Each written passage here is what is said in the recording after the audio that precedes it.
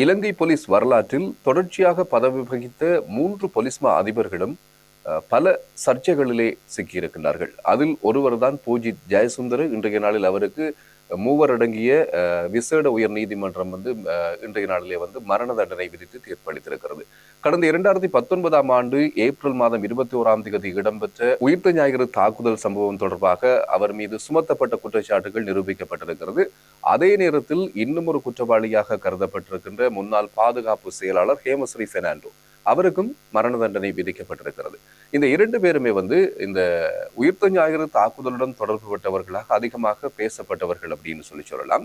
ஏனென்று சொன்னால் தகவல்கள் கிடைத்திருந்தும், புலனாய்வு தகவல்கள், அதே நேரத்தில் இப்படி ஒரு தாக்குதல் இடம்பெற போகிறது என்ற தகவல்கள் கிடைத்திருந்தும் அதற்குரிய நடவடிக்கைகளை எடுக்க தவறினார்கள். அதே நேரத்தில் உயிர்த்த ஞாயிறு தாக்குதலிலே உயிரிழந்த அந்த உயிர்கள் போவதற்கு காரணம் இவர்கள் அப்படின்னு சொல்லி நீதிமன்றம் இன்றைய நாளிலே கண்டறிந்ததை தொடர்ந்து அவர்களுக்கு இந்த தீர்ப்பு வழங்கப்பட்டிருக்கிறது. இது உண்மையாகவே இலங்கையை பொறுத்த வரைக்கும் ஒரு வரலாற்று முக்கியத்துவம் வாய்ந்த ஒரு தீர்ப்பாக இருக்கிறது. இப்போது ஆட்சியில் இருக்கின்ற அரசாங்கம் உயிர்த்த ஞாயிறு தொடர்பான சூத்திரதாரிகள் அடையாளம் காணப்படுவார்கள், அவர்களுக்குரிய தண்டனை வழங்கப்படும் அப்படின்னு சொல்லி ஜனாதிபதி அனுரகுமார திசாநாயக்க ஆரம்பத்திலேயே அவருடைய தேர்தல் பிரச்சாரங்களிலே முன்வைத்த ஒரு விடயம். ஆகவே தொடர்ச்சியாக இப்போது இலங்கையினுடைய அரச துறைகளிலே பணியாற்றிய முக்கியமான பல அதிகாரிகள் கைது செய்யப்பட்டு அவர்களுடனான விசாரணைகள் இடம்பெறுகிறது. அது ஒரு பக்கம். இதிலும் முக்கியமாக இந்த உயிர்த்த ஞாயிறு தாக்குதல் தொடர்பாக எல்லோரும் எதிர்பார்த்திருந்த விடயம், உயர் போலீஸ் அதிகாரிகளாக கடமையாற்றியவர்கள் தானே, அவர்களுக்கு இப்படிப்பட்ட தண்டனைகள் எல்லாம் கிடைக்காது அப்படின்னு சொல்லி பலரும் எதிர்பார்த்த விஷயம். ஆனால் அதனையும் தாண்டி நீதிமன்றம் இன்றைய நாளில் நீதியை நிலைநாட்டி இருக்கிறது.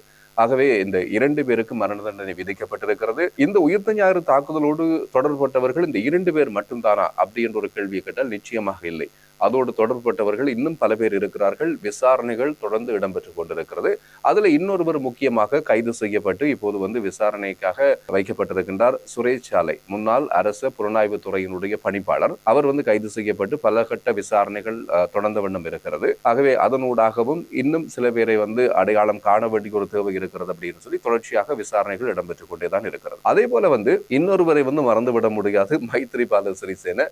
அவரும் இந்த உயிர்த்த ஞாயிறு தாக்குதலுடன் தொடர்பட்ட வழக்குகளில் அவரும் பேசுபொருளாக இருக்கின்றவர். என்றால் அந்த காலகட்டத்திலே அவர்தான் ஜனாதிபதியாக இருந்தவர். இவர்கள் எல்லோரையுமே கட்டுப்படுத்தி மிக முக்கியமான தகவல்கள் ஜனாதிபதிக்கு வழங்கப்பட வேண்டியது முக்கியம். ஆகவே அந்த உயிர்த்த ஞாயிறு தாக்குதல் இடம்பெற்ற காலப்பகுதியிலே ஜனாதிபதி மைத்ரிபால சிறிசேன அந்த காலப்பகுதியிலே அவர் வெளிநாட்டுக்கு போயிட்டார். ஆகவே இந்த சம்பவம் இடம்பெற போகிறது என்று தெரிந்துதான் அவர் போனார் அப்படிங்கிற கருத்துக்கள் பலவாக முன்வைக்கப்பட்டது.